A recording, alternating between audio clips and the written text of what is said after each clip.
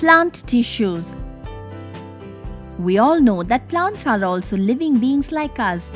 They respire, prepare food, and have unlimited growth throughout life. So, how do they perform all these functions? Plants are composed of three major organ groups: roots, stems, and leaves. These organs are made up of various tissues that perform these functions. Large number of specialized cells together form a tissue. Plant tissues are characterized and classified according to their structure and function. The two basic types are the meristematic and permanent tissues. Let us first look at the meristematic tissue. It is the meristematic tissues that help in the growth of a plant as they have the ability to divide themselves. Their cells are similar, generally small, enclosed within thin walls and a cubicle. Depending on the region they are present in, meristematic tissues are classified as apical, lateral, and intercalary. The tissue that helps increase the length of the stem and the root is the apical meristem. It is located at the tips of stems and roots. Which tissue then helps in increasing the diameter of the plant body? It is a lateral meristem located at the lateral position of the stem or the root. How then do the leaves and the branches grow? It is the intercalary meristem that facilitates the growth of leaves and branches. In grass, these generate the parts removed by the grazing herbivores. It is located at the base of the nodes, internodes, and on leaf bases. We now know how a plant develops its roots, stem, leaves, and branches. Now, let's find out which type of tissues help plants to obtain necessary nutrition and support.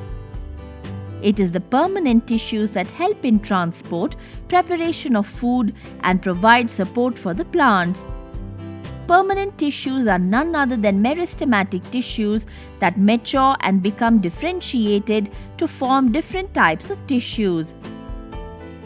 Based on the similarity of the cells, permanent tissues are classified into simple, permanent, and complex permanent tissues.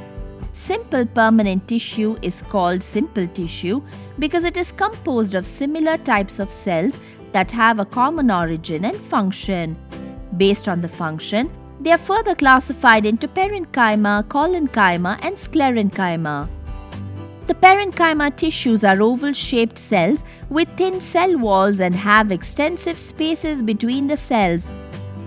They aid in photosynthesis, storage, and also help aquatic plants to float. They are composed of living cells found in roots, stems, leaves, and flowers. The collenchyma tissues are composed of living, elongated cells. They provide elasticity, mechanical support, and tensile strength to the plant body. They are found mainly in the cortex of stems and leaves. The sclerenchyma tissues are dead cells having extremely thick cell walls containing lignin. They protect the plants. This tissue is present in stems, leaves, and in the hard covering of seeds and nuts. We'll now move on to the second type of permanent tissue, the complex permanent tissues. As the name indicates, complex permanent tissues consist of more than one type of cell. They are classified into xylem and phloem. Xylem is a complex tissue consisting of tracheids, vessels, xylem parenchyma, and xylem fibers. It transports water and minerals as raw materials from the roots to the other plant parts. Phloem consists of sieve tubes, companion cells, phloem fiber, and phloem parenchyma, which transports prepared food from leaves to the other parts of the plant. In conclusion, we have seen and understood the plant tissues, their types, subclassifications, and their functions. Things to remember: plant tissues are basically classified into meristematic and permanent tissues. Meristematic tissues divide throughout their life and promote plant growth. Permanent tissues are divided from meristematic tissues and facilitate transport, preparation of food, and provide support to plants.